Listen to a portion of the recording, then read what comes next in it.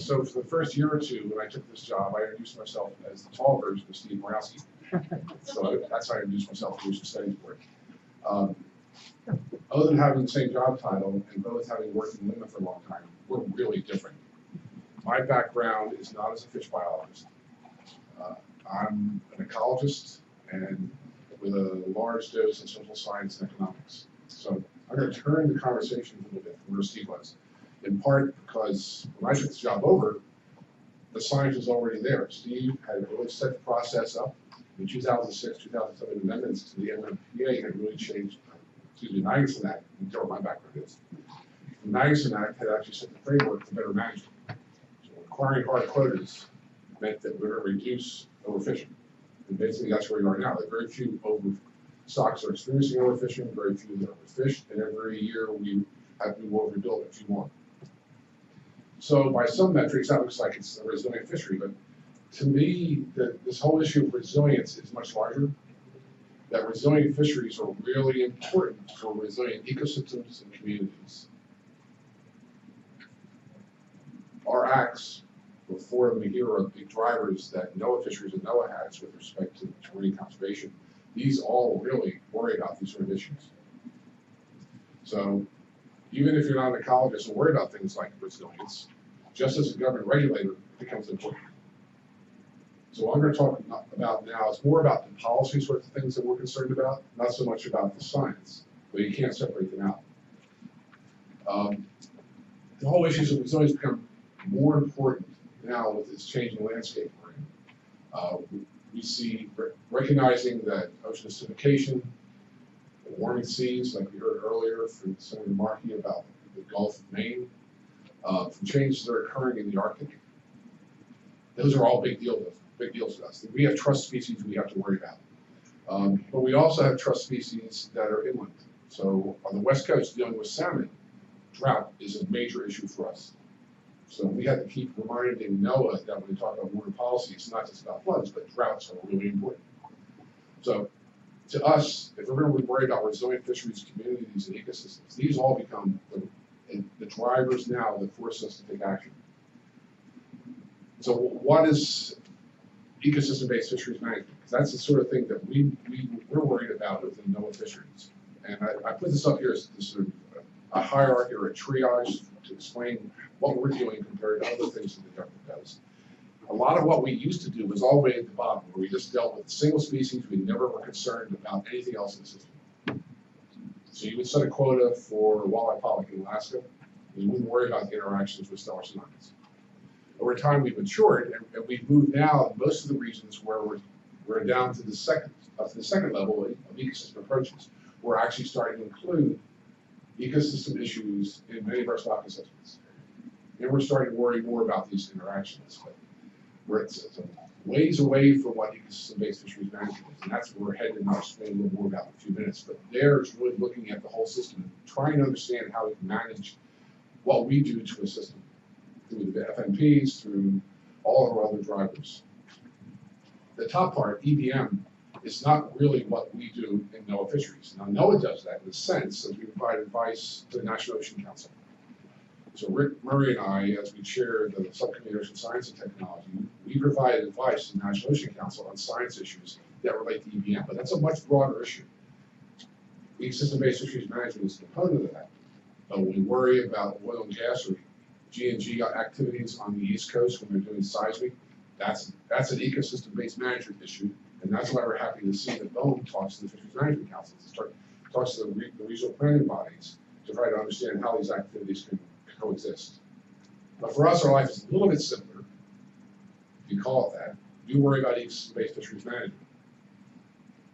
So there are a number of guiding principles, all of which really spin up to this point of worrying about maintaining resilient ecosystems.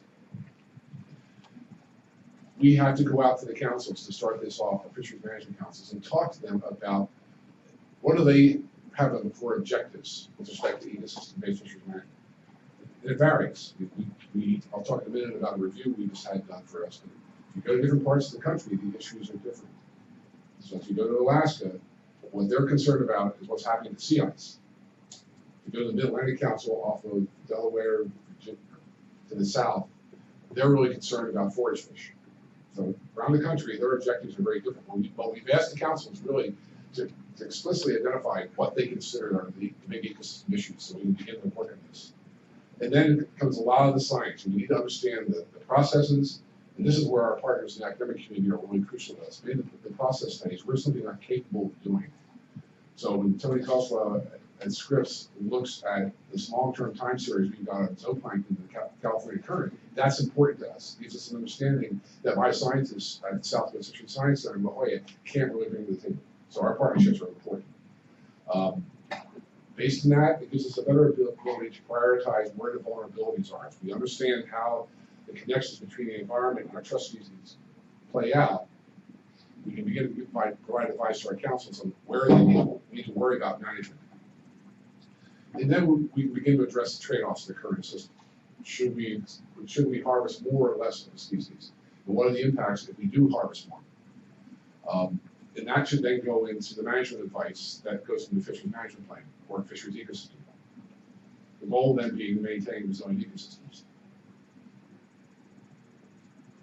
So why do it? Ultimately, if you compare systems, if you look at the North Pacific, which is basically the Bering Sea, the Gulf of Alaska, who have been pursuing something that really looks a lot like this, EBFM, for 20 or 30 years. That's one of the reasons that system probably has been sustained so high. They set an optimal yield for the ecosystem back in the 70s. They're only one of our regions that's done that, and they have maintained fisheries at that level. Even though some of the quotas could be far higher than that, they've constrained fishing. Perhaps as a result, the Bering Sea, as you heard earlier, is one of our most productive fisheries in the country. Doing this also gives us more advice so we make better decisions. We have a tendency, when we know more about these interactions, particularly climate, for example, to be able to get better advice, to actually know what the target is. It gives us the ability to triage which species are the ones we want to worry about the most. Ultimately, we're concerned about stability in the system, and that's the underlying principle of resilience. And this also gives us the ability to assess trade-offs between different activities. So we've done a lot. And Steve started some of this, but we've had a lot of activities occurred over the last couple of years. A lot of this, like these first three bars, are basically taking count of where we are. We had an independent review of our whole approach to EBFM, and then we've been actually going out and talking to our councils to see where they are. Lenfest, an NGO, sometimes associated with Pew, has actually gone around the country trying to develop what could be considered to be best practices for dealing with ecosystems. And they're reported throughout the summer. We're modifying the way we approach stock assessment. So the stock assessment improvement plan update will fully incorporate how we deal with ecosystems. The National Climate Science Strategy and the regional plans, which I'll talk about in a moment, are a key part of this. This is designed to help us deal on an ecosystem level how our trust species are responding to climate change. And there's a whole series of other activities. One of the cool ones for me is that each one of my science centers this year is going through a review of their ecosystem science programs. So, for example, in Woods Hole, that center there will be reviewed in June to see if they're doing the right stuff. It'd be great if the affiliate staff could sit and listen. But one of the strange things that struck me when we started this discussion was NOAA had no policy about ecosystem-based fisheries management, had no policy about EBM. So something very simple as what would that policy look like has challenged us. It's taken us almost a year to get there. I don't like to put slides up with lots of words, so this is the one you're going to see from me, but this is the policy statement that we made. It's basically saying that NOAA endorses the idea of ecosystem-based fisheries management. It seems like it doesn't mean much, but if you're in the government, you recognize these policy statements really are important. They're telling the world that we recognize this is important, this is the way we want to do business. The other part that's really important to me right now is in the things that on my to-do list when I took the job over here, so a few years ago, is how do we deal with climate change and the advice we give to our centers. So Roger Griffiths, who's here somewhere, is the primary author of the national strategy.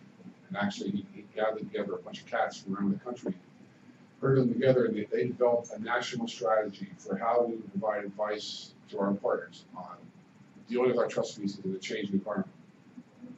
That rolled out this summer, in June.